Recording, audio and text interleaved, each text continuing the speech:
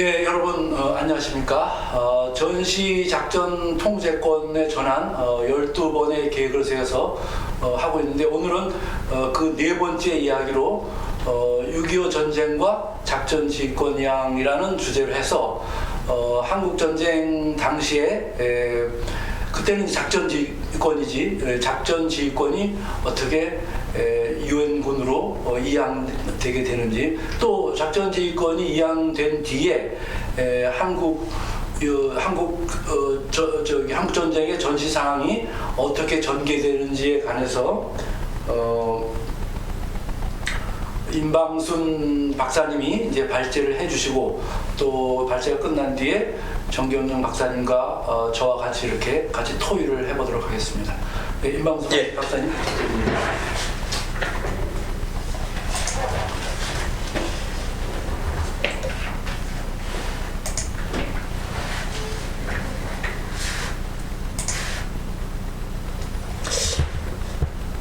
예, 지금부터 6.25 전쟁과 작전 지휘권 이양에 대해서 제가 발제를 하겠습니다.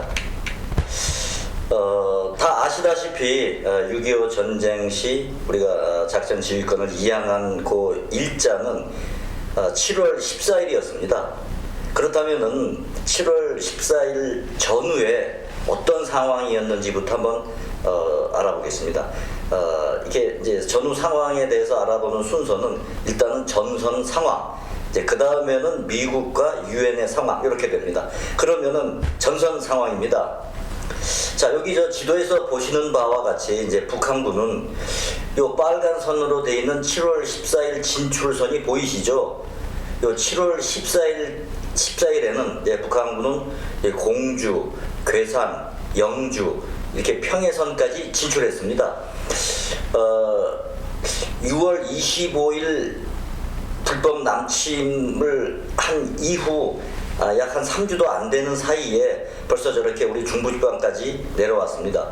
그리고 북한은 8월 15일까지 이렇게 표시되어 있는 부산을 점령을 해서 해방 5주년 행사를 부산에서 개최하겠다라는 계획을 가지고 아주 거칠게 강하게 지금 밀어붙이고 있었던 그런 상황입니다. 이제 우리 상황은 어땠느냐? 이제 계속 지연전을 수행해 오고 있었고, 그 다음에 이제 표시된 대로 대구에 임시 수도를 설치했습니다. 이때 이제 미군의 상황은 그 오산 일대, 여기 이제 지도에 보시면은 7월 6일 날 이렇게 이제 빨간 점선으로 표시되어 있는 요 어간에 오산이라고 이렇게 표시가 되어 있는데, 스미스 대대가 이제 선발대로 오산으로 투입이 됐는데 북한군에게 패배했습니다. 그리고 24사단이 대전에서 이제 방어 준비 중에 있었습니다. 자, 그러면 미국과 유엔의 대응은 어땠는지 한번 보겠습니다. 이 사진에 나와 있는 분이 당시 트루만 미국 대통령입니다. 그 당시에 애치슨 국무장관은 이 한국 전쟁이 발발했다라는 보고를 받고 즉각적으로 유엔 안보리 소집 준비를 하고 이어서 트루만 대통령에게 바로 보고를 했습니다. 트루만 대통령은 이 보고를 받고 이렇게 말했다고 합니다. 소련 이놈들 드디어 일을 벌렸구나. 그리고 이제 이 트루만 대통령 생각에는 히틀러의 야욕을 조기에 이게 억제하지 못했기 때문에 2차 세계대전까지 이게 확대됐다. 그래서 공산 세력의 확장을 한반도에서 막지 못하면은 이거는 3차 세계대전까지 또 비극으로 이어질 수가 있다. 그래서 여기서는 막아야 된다. 그런 생각을 이때 강하게 하였다고 합니다. 그래서 메가더, 당시 이제 일본 도쿄에 있는 메가더 극동군 사령관에게 당신이 현장에 가서 전황을 확인하고 그리고 보고하라, 이렇게 지시를 했습니다. 굉장히 신속하게 이루어진 조치입니다. 자, 그리고 유엔은 이제 애치슨의 사전 그 소집 지시의 준비에 의해 가지고 요렇게 이제 6월 현지 시간입니다. 6월 25일 14시에 유엔 안보리 결의 82호를 채택했는데, 주요 내용은 북한은 적대 행위를 즉각 중지하고 38선 이북으로 철수하라, 이런 그 결의안이 채택이 됐습니다. 북한이 이 결의안에 따를 리가 없죠. 그래서 바로 6월 27일 날 유엔 안보리 결의 83호를 채택을 했습니다. 이 주요 내용은 유엔 회원국은 원조를 제공한다. 이렇게 결의를 했는데 이 결의 내용은 집단 안보 제도가 최초로 적용된 그런 사례가 되겠습니다. 이 결의에 의해서 16개국이 전투병 파병을 하겠다라고 호응을 하였습니다. 유엔도 굉장히 신속하게 이게 이제 움직였다고 볼 수가 있습니다. 자, 메가더 당시 장군은 이제 그런 그 트루만 대통령의 지시에 의해서 6월 29일 날 한국 전선을 시찰을 합니다. 자기 전용기를 타고 와서 이제 한강 방어선을 쭉 둘러보니까 한국군 독자적으로는 북한군의 공격을 막아낼 수가 없다. 그래서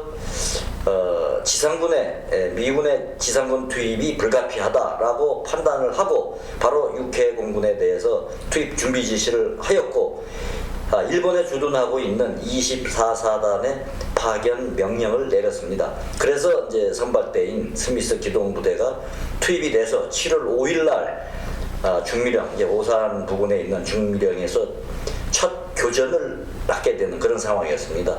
이때 북한군은 상당히 놀랬다고 합니다.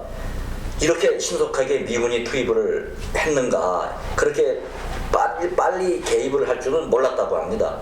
그것은 굉장히 심리적으로 우리한테는 큰 효과가 있었습니다. 자, 그리고 또 이제 유엔에서는 결의를 하게 됩니다. 유엔 결의 84호인데 이 주요 내용은 유엔에서는 유엔군, 즉 통합군을 설치를 하는데 미국 책임 하에서 사령부를 창설하고 사령관을 임명한다. 이런 결의안이 채택이 됐습니다. 미군에게 어떻게 보면 큰 권한을 준 거죠.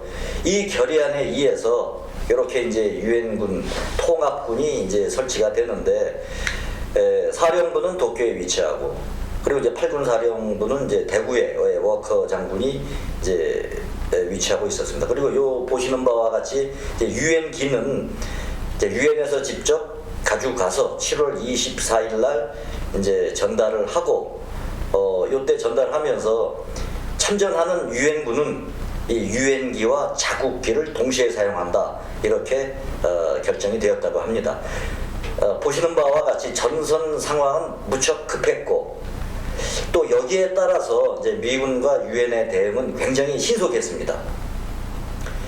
자, 그래서 이제 이승만 당시 대통령께서 이제 결심하시는 과정입니다. 7월 13일 날 작전 지휘권을 이양하기 하루 전날 이미 본인은 결심을 해서 국방장관 신성모와 그리고 이제 육군 총장 겸 3군 총사령관인 정일관 장군을 불렀습니다. 그래서 이승만 대통령께서는 군 지휘권을 유엔군에게 이양하려고 하는데 당신들 생각은 어떻소? 라고 물어보니까 국방장관께서는 잘하신 결정입니다. 이렇게 바로 긍정적인 답변을 했고 이제 정일관 장군은 좀 이제 작전을 제외한 인사권과 행정권 등은 우리가 행사해야 됩니다라고 건의를 했습니다. 그래서 이 건의는 받아들여졌고 그리고 이제 추가적으로 이승만 대통령께서는 지금 이 상황은 유엔군의 힘을 빌릴 수밖에 없는 상황이요. 그리고 필요하면은 다시 되찾아올 것입니다. 이렇게 강한 의지를 표명하였다고 합니다. 자, 이렇게 이제 결심이 됐으니까 바로 이제 그 절차에 들어가는데 그 가운데 보시는 요 사진에 나와 있는 인물은 당시 주한 미국 대사 무초입니다. 이 무초 대사를 통해서 이승만 대통령이 서한을 작성을 해서 무초를 통해서 이제 메가더 장군에게 전달이 되고 메가더 장군도 이 서한을 받고 또 회답을 합니다. 그 내용이 이제 이겁니다. 서한 내용은 현 적대 행위가 지속되는 동안 한국 또는 한국 근해에서 대한민국 육해공군의 일체 지휘권을 이때는 이제 지휘권이라 그랬죠. 커맨드 어서리티 이것을 유엔군 사령관에게 이양합니다. 이승만 50년 7월 14일 이런 좌측에서 보시는 이런 서한으로 우리 작전 지휘권을 메가더 유엔군 사령관에게 이양하게 됩니다. 이제 메가더 사령관은 한국군을 유엔군 사령관 지휘하에 두는 것을 영광으로 생각합니다 라고 수용을 하는 그런 서한을 바로 이틀 후에 보내게 됩니다. 무초 대사를 통해 가지고 절차가 이렇게 간단하게 끝났습니다. 이런 게 과연 합당했는지에 대한 그 문제 제기를 이제 일부에서는 하고 있는데 요거에 대해서도 한번 토의 시간에 토의를 하도록 하겠습니다. 자, 이런 그 서한의 내용을 이제 보면은 유엔군의 도움이 필요했다. 그리고 이제 일부에서는 우리도 한국군도 유엔군의 일원으로 이게 참전 가능한 그런 상황이 되었다. 뭐 긍정적으로 본 거죠. 그리고 이승만 대통령께서는 그건 한시적이다. 필요시에 반드시 환수한다라는 그런 생각을 갖고 있었다고 합니다. 그 후에 어떤 일들이 벌어졌는지는 또 다음 그 단계에서 별도로 논의가 되겠습니다. 자, 그러면 이제 지휘 체계를 한번 보시죠. 이게 이제 51년 7월 꽤 이양하고 나서도 1년이 지난 이제 그런 상태에서의 지휘 체계인데 보시면 이제 왼쪽에 유엔 안보리에서 이제 미 대통령을 거쳐가지고 이제 미국의 이제 국군 이 통제 체제에 따라서 쭉 내려오다가 미 8군은 이렇게 이제 한국군 부대를 통제하는 이제 이런 구조였습니다. 우리가 작전 지휘권을 이양한 상태에서는 이러한 지휘 체계에 유엔군의 지휘 체계에 포함된 것은 이건 불가피하다라고 볼 수가 있겠습니다. 자, 그리고 이제 요거는 좀 세부적으로 유엔사 예하의 주요 지상군 부대입니다. 맨 위에는 유엔군 사령관 겸 극동군 사령관. 이제 뭐 당시는 이제 51년 당시는 이제 리치웨이 대장이었죠. 그래서 이제 그 쭉 지휘 계통을 타고 내려오다 보면은 이렇게 이제 우리 한국군 1군단 같은 경우는 별도의 한국군으로 편성된 그런 또 지휘 체계를 가지고 있었고, 또 그렇지 않은 경우는 이제 그 표시한 바와 같이 한국군 1사단은 미 1군단 예하에 또 이렇게 편성되어 있었습니다. 또 오른쪽에 보시면은 미 9군단 예하에 한국군 2사단이 이제 편성되어 있었고, 또 미 제24 보병사단 예하에는 이건 아니군요. 또 이제 그 9군단 예하에 한국군 6사단이 포함되어 있었고, 여기에 보시면은 이제 미 10군단장 예하에 이제 우리 7사단이 포함되어 있었으며, 미 해병 1사단 예하에 우리 해병 제1연대가 이렇게 이제 예속되어 있었습니다. 이렇게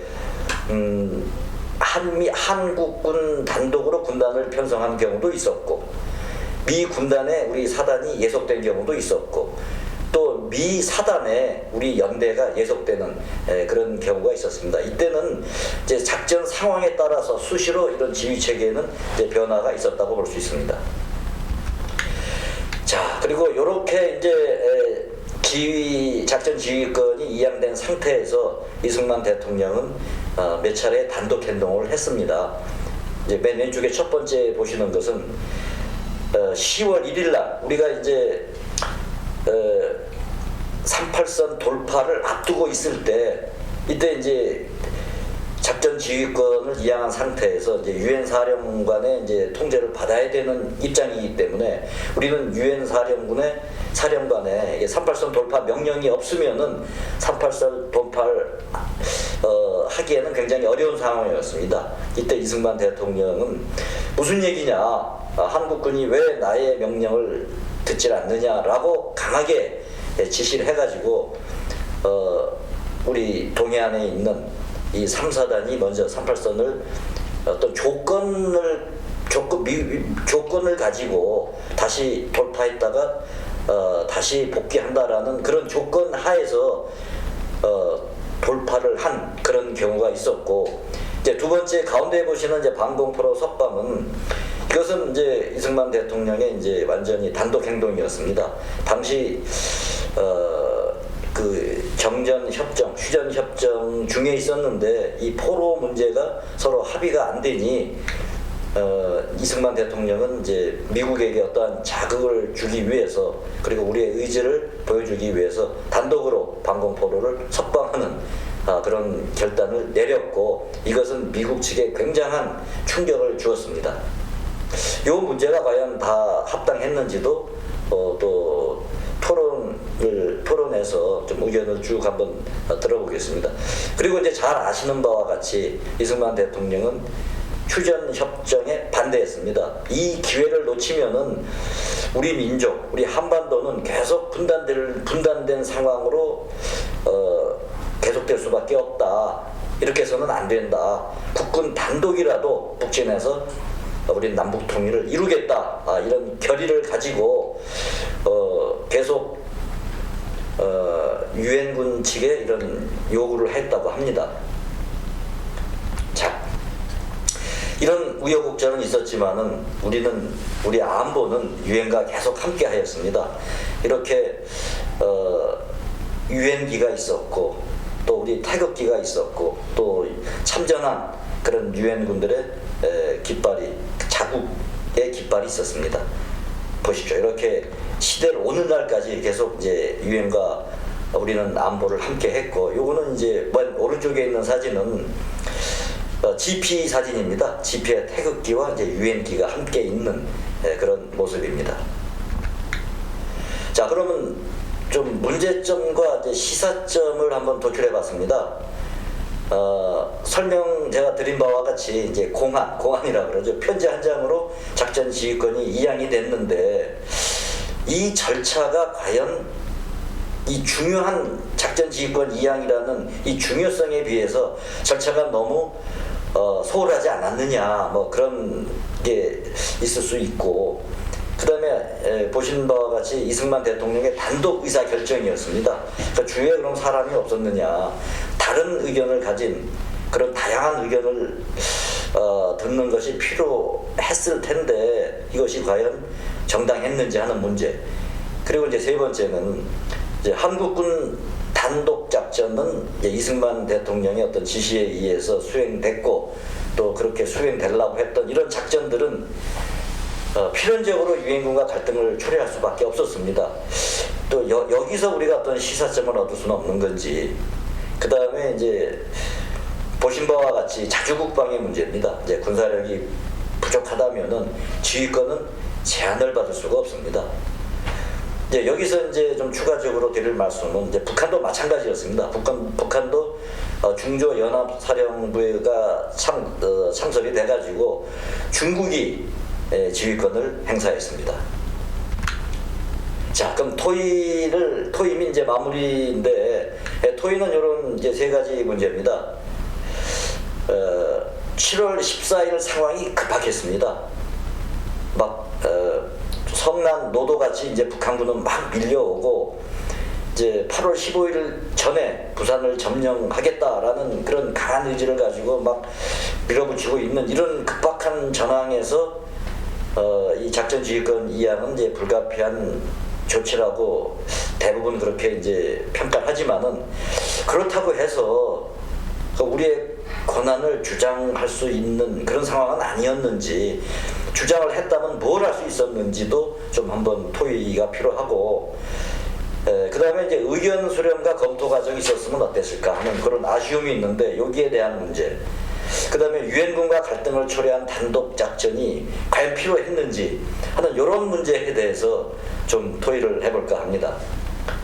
자, 그러면은 요걸 이제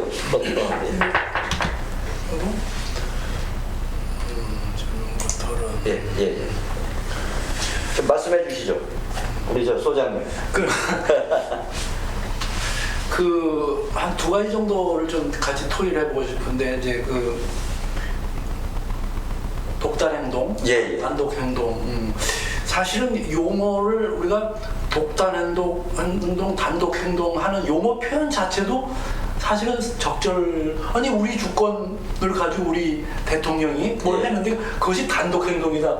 그건 용어 자체도 사긴 그런데 어쨌든 간에 그때 당시에 이제 이승만 대통령이 어쨌든 그런 단독 행동, 독단 행동을 3가지 하면서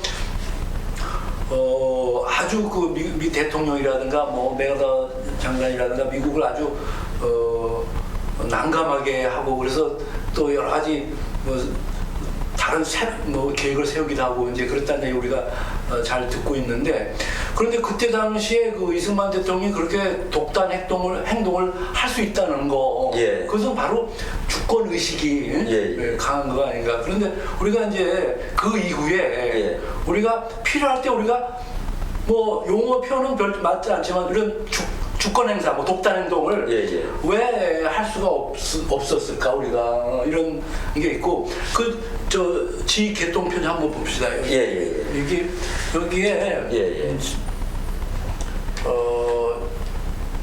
PPT에 여기 하고 보면은 그렇죠. 예. 쭉 이건가? 아니다. 제가 찍을게요. 제가 이제 이거 말씀하십니까?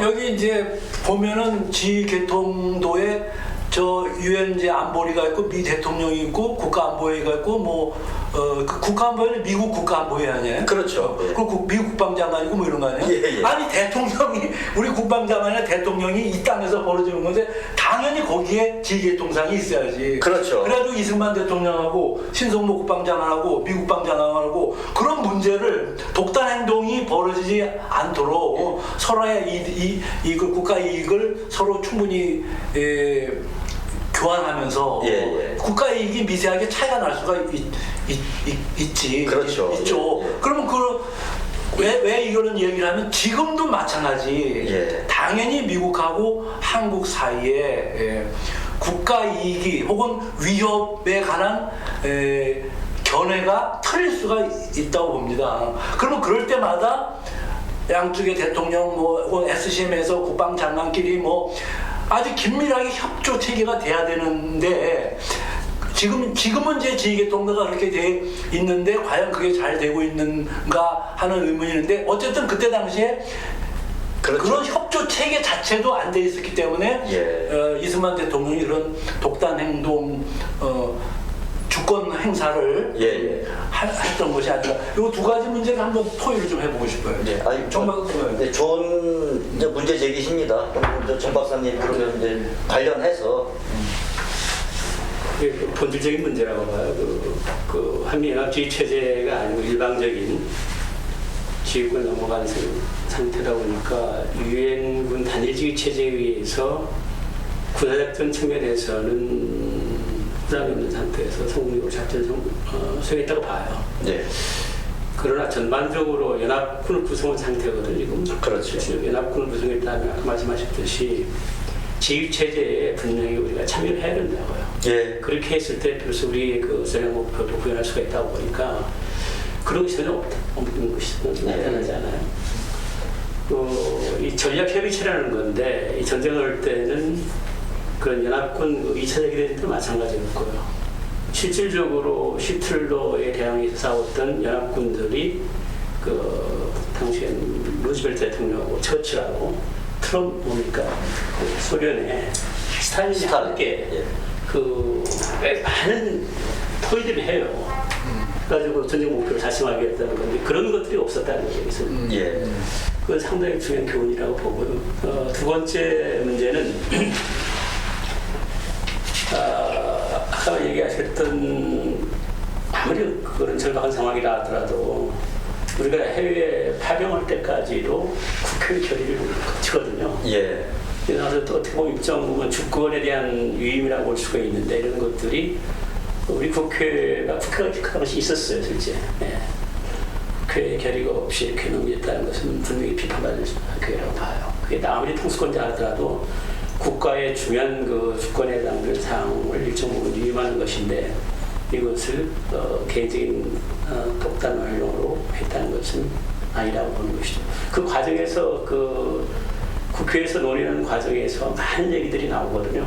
어떤 문제점들도 발견하고 문제 보완하기 위한 것들도 제시가 되기 때문에 그런 것들은 참 중요한 지적이라고 보고, 또 이게 이제 이 6.25 전쟁이라는 것이 6.25 전쟁으로 끝나면 문제가 다른데 앞으로 충분히 한반도에서 또 다른 전쟁이 일어날 가능성이 있다 보니까 그때 과연 우리가 어떻게 해야 할 것인가 하는 차원에서 이 교훈이라는 상당히 의미가 크다고 봐요. 이 단독 작전이라는 얘기를 했습니다만은 그 당시 어떤 상황이었냐면은 이 38선이 이게 무너져 상태였었죠. 그러나 38선 돌파해서 북진 작전을 할 때 유엔군 사령관의 작전 동기를 받기 때문에 우리는 더 이상 못 올라간다는 것이 예하지반들 생각이었어요. 그런데 우리 이성만 대통령께서 생각한 것은 무슨 얘기냐? 이미 38선은 무너져 상태다.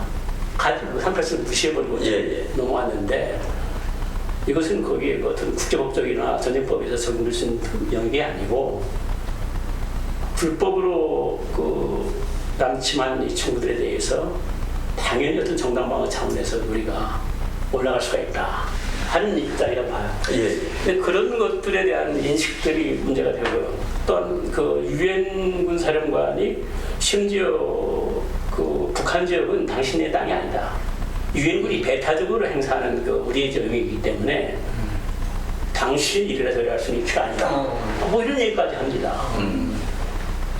그렇게 해서 이 38선을 먼저 돌파했던 3차단이 원산 지역까지 올라가서 사실상 민정작전을 하는 거죠. 그런데 뒤늦게 이제 미식군단이 인천상전에 참여를 했습니다. 그 주력 부대를 꽤 빼가지고 양면작전을 이제 구사를 한 것이죠. 그래서 저쪽 원산으로 상륙을 해가지고 갔을 때 원산에 상륙한 이후에는 그 지역이 완전히 유엔군이 행사한 대표적인 지역이 되다 보니까 우리는 전혀 존재감이 없는 거예요. 이거 참 웃긴 얘기다. 지금 상황도 마찬가지예요. 웃긴 얘기다. 그래서 이것에 대한 분명한 한미 간의 유엔군 간의 앞으로 유사시에 이런 상황이 다시금 재발하지 않도록 하기 위한 명확한 이 북한 우리 헌법에도 북한 지역은 우리 땅이라 이거죠. 이게 외국이 아니거든요. 우리 땅이기 때문에 이 지역에 대해서는 우리 배타적인 주권이 행사되는 지역이기 때문에 이런 작전을 할 때도 여기에 유엔군이 이래저래라는 입장이 아니라는 것이 좀 나오는 거고 또 참 이 지휘체제 일원화시키는 차원에서 아직도 많은 사람들은 오히려 연합사령관이 아니라 전시가 되면은 유엔군 사령관이 이 한반도 전부작전을 지휘하는 컴베트 커맨더로서의 해야 되지 않냐는 얘기까지 하는데 그건 진짜 말도 안 되는 얘기라고 봐요. 무슨 말씀이냐면은 그 당시에 이제 작전의 면면들을 좀 정확하게 본다면은 참 어이없는 작전을 많이 합니다. 이런 다음 진입시제들이 탄핵시켰는데도 불구하고 아까 말씀드렸던 이 서부전선으로 작전이 이루어지기도 하고요. 또 동해안으로 상륙을 해가지고 원산지로 상륙을 해서 작전을 가는데 이쪽은 8군이 올라가고 있는 상황이었고 이쪽은 10군단이 올라가고 있다고. 그러면 이것은 지상작전인데 지상작전은 단일 기관에 의해서 작전이 이루어져야 이게 협조된 작전이 가능한 건데 이쪽 서부전선 지역은 8군 사령관이 작전을 하도록 하고 또 이쪽 동전선 지역은 10군단한테 작전 동작권을 위임을 해가지고 이 작전이 벌어지는 아주 참 어이없는 상황이 전개가 된다고. 이것은 이 전쟁을 할 때 참 우리가 고민하지 않으면 안 될 이런 작전 지휘체제인데 이런 것은 분명히 아니어야 된다는 것이 그런 측면에서 앞으로 만약 전쟁이 일어난다면은 연합사가 지휘하는 데가 따로 있고 또 유엔군 사령부가 또 지휘하는 따로 있는 형국이 된다면 이건 똑같다. 그게 어떻게 나타나냐면은 이 전투지경선 사이로 상당히 작전할 때 그런 것이 나타나지 않습니까? 이 전투지경선의 취약점을 이용을 해 삐집고 들어왔다는 거죠. 중공군들이 개입을 했을 때 가장 취약한 이 전투지경선 사이로 해가지고 역포를 당하는 그래가지고 완전히 북한 지역 작전에서 실패를 하고 할 수밖에 없는 이런 상황으로 가는데 대단히 중요한 시사점이 있다는 생각이 들어요. 그 다음 우리가 이 6.25 전쟁에서 이 전쟁의 어떤 의미를 좀 높은 차원에서 생각을 한다면은 만약에 유엔군이 참전을 안 했더라면 우리가 독자적으로 북한의 침략을 막을 수 있는 상황은 못 됐다고요. 그 당시는. 근데 참 고마운 것은 유엔군이 이렇게 참전을 해가지고 우리 영토와 우리의 그 자유민주주의를 소화할 수 있다는 그 의미입니다. 이 전쟁이라는 것이 분명히 지금 제가 볼 때는 그 당시에 예. 스탈린의 그 동방으로 우위한 군사 전략이라고 그 세계 적화 전략이 있었다고요. 그래서 이미 중국이 흡수가 됐었고 적화되지 않습니까? 그 문제는 더 큰 문제니까 아까 두 가지 문제에서 임 박사도 한번 의견을 제시하고 나서 그 문제를 한번 넘어가고. 생각을 이제 이 분야를 하다 보면은 오늘날 우리가 얻을 수 있는 교훈을 방금 많이들 말씀하셨어요. 이제 우리 김 소장님께서는 독단 행동을 할 수밖에 없는 그런 상황에서 그것을 미리 반영할 수 있는 왜 그 협의체라든가 그런 게 없었느냐 그런 말씀은 우리가 이제 어차피 지금은 이제 한미 연합 체제인데 거기서 작전에 이르기 전에 사전에 미리 충분한 그 협의를 해서 우리의 국익과 우리의 그 작전 시 또 우리가 달성하고자 하는 목표가 관철이 되도록 하는 그런 노력이 필요합니다. 지금도 그럴까? 지금도 그렇죠. 6.25 체제만 돼 있는 것이 아닌가? 그렇죠. 예. 그건 뭐 우리가 한번 거기 이제 군 고위층이나 현재 아니면 그 당 실무자들이 그런 의식을 가지고 그냥 연합사 사령관이 지시하는 거를 이제 수명하고 복명하는 그런 수준에만 그치는 게 아니고 우리의 국익과 또는 우리의 작전 목적 뭐 이런 관점에서 우리의 입장을 의견을 최대한 반영하려고 하는 우리의 위협이 둘 중에 그렇죠. 이제 그런 것들이 필요하다.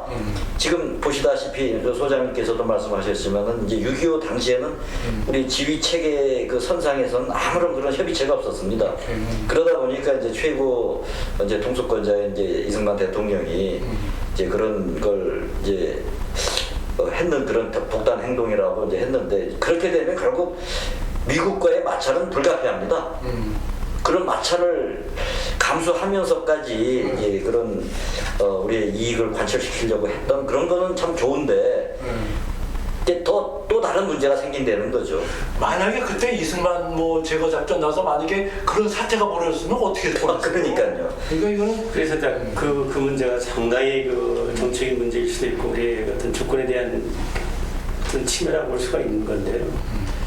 참 전쟁이라는 차원에서만 생각할 성격이 아니고 평시에 이제 한미연합방위 체제에 의해서 지금 진행이 되다 보니까 이것이 그 전략협의체가 있죠. SCM이랄지 MCM을 통해서 연합사의 전략 지시와 작전 지침을 주도록 되어 있지 않습니까? 예.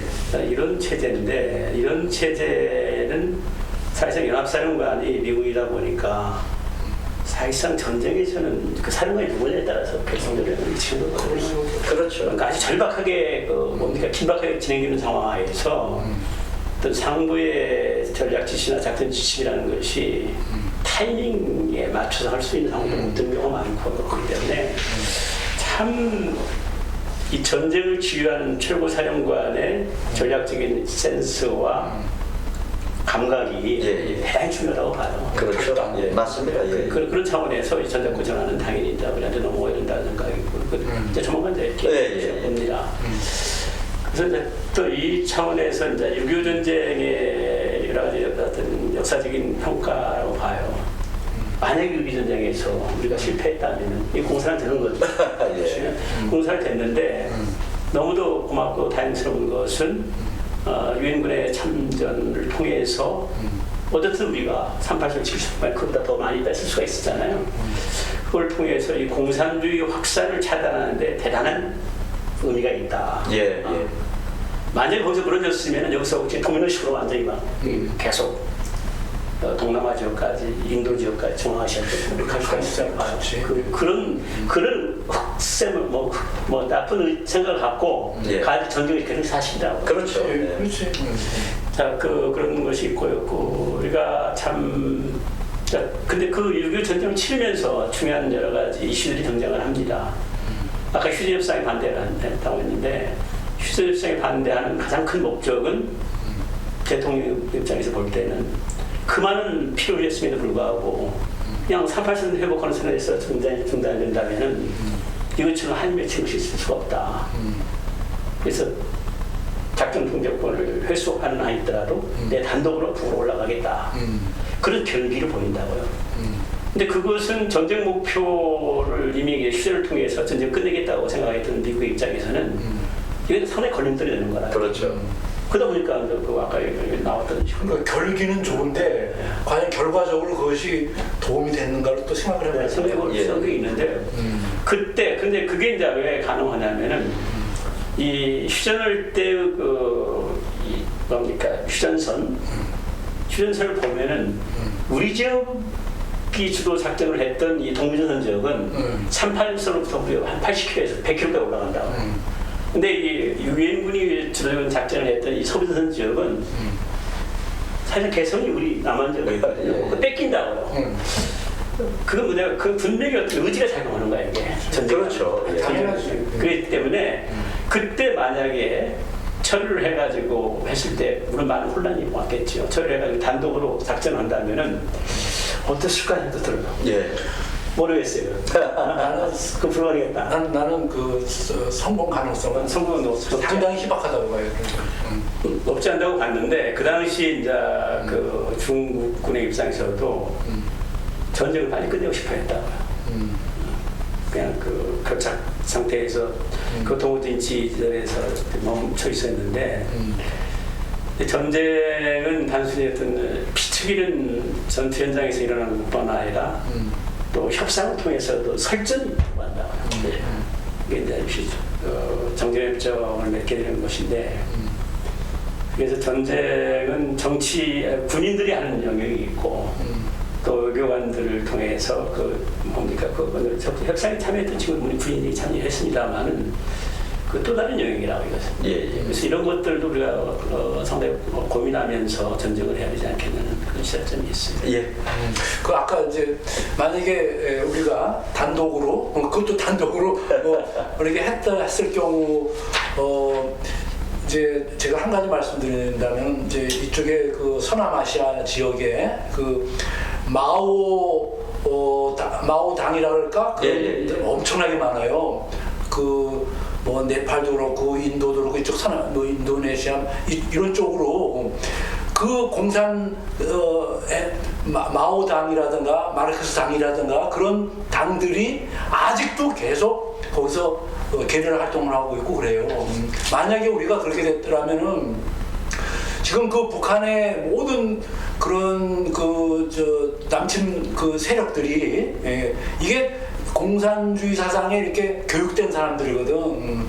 그럼 이 사람들이 이게 한반도 내에서 지금 서남아시아에서 벌어지고 있는 것처럼 그런 그 게리라 활동이 계속 벌어졌을 거예요. 그러면은 제대로 우리가 지금 우리 반쪽짜리에서 이렇게 경제 민주화가 발전했는데 그렇게 할 수 있는 그 상황이 이런 걸 얻을 수가 없었을 거예요. 하여튼 참고로 그런 단순한 문제가 아니라고 그러는 것입니다. 이제 그 몇 가지 이제 6.25 전쟁을 통해서 대단히 중요한 역사적 의미 평가를 할 필요가 있다고 봐요. 그때 뭐가 일어나냐면 아까 그 방공포 석방 예. 그것에 경악을 금치 못한다고 미치기. 결국은 그 무마시키기 위해서 휴전 협상을 하는데 한미 상호 방위 조약을 체결하는 계기가 돼요. 이렇게 그렇죠. 앞서 추후에 어떤 북한의 도발이 있으면 즉각적으로 기획을 해서 우리가 함께 도와준다 하는 그것이 이제 상호 방위 조약이라는 건데 이 상호 방위 조약을 체결해 가지고 휴전 협상을 통해서 더 이상 한반도에 전쟁이 일어나지 않도록 하는 대단히 중요한 그 동맹이 거기서 발전된다는 그런 의미가 있고. 근데 그 공교롭게도 이 한미 상호 방위 조약을 통해서 전쟁을 억제하는 대단히 중요한 그 기능을 수행을 하게 되는데 전쟁 끝난 후에 또 어떤 생뚱맞은 또 합의를 하게 되냐면은 아까 얘기하셨듯이 이 작전 통제권이라는 것은 북한 적대행위가 있는 기간 안에서 또 한반도 지역에서 우리 지휘권을 일본 사람들이 이양한다고 했는데 근데 유엔군 측이나 미 측에서 볼 때는 전쟁이 종결됐지만은 그러나 계속 이승만 대통령 남쪽은 북한을 침략을 해가지고 또 일을 저지를 수 있는 가능성이 예. 있다 보니까 그건 안 되겠구나요. 그래서 온 것이 뭐냐면은 이 작전 통제권을 유엔군 사령부가 한반도에서 방위를 수행하는 작전 통제권을 계속 유엔군 사령관이 행사한다는 합의를 해요. 그게 참 지랄 같은 예. 그건 뭐냐면 이 작전 통제권이 여전히 유엔군 사령관이 행사하도록 위임을 했다는 사실은 실질적으로 정확하게 이 군사력 운영이라는 실체를 정확하게 규명하는 차원에서 이 문제를 접근했다면 이런 일이 없었을 것이라고. 예. 근데 이게 작전 통제권이 넘어가다 보니까 수많은 북한의 도발이 있거나 했을 때도 우리가 마음대로 응징을 할 수 있는 그런 꼴이 되어버려요. 그래서 이게 참 어이없는 상황이 되어버렸는데 그런 차원에서 1954년도에 한미 합의각서에 의한 유엔군 사령관이 계속적으로 작전 능력을 행사한다는 것은 저는 아니었었다. 별로 왔었다고 보고 있고요. 또 두 번째 우리가 넘겨 선언들 중에 간과의 선언들 중에 사항이 있는데 그게 이제 과연 우리의 정신 문제입니다. 언제까지 주인 역할을 유엔군 사령관, 원역 사령관이 하도록 하고 근데 한반도 작전 지역에서 우리 땅에서 일어난 전쟁인데도 우리는 뒤에서 따라가는 형국이고 모든 것은 주적으로 외국군 사령관이 행사하도록 하는 것으로 나간다. 네. 진짜 이것은 아니라고 봐요. 예. 한반도가 아닌 한정이란 몰라요. 그러나 한반도에서 전쟁이 났을 때 모든 전쟁의 주도권을 우리가 행사하면서 적과 맞닥뜨려가지고 싸워 이겨야지 우리는 그런 의지는 없고 모든 것들이 외국군이 와서 여기서 행사하는 이런 모습은 분명히 아니어야 된다.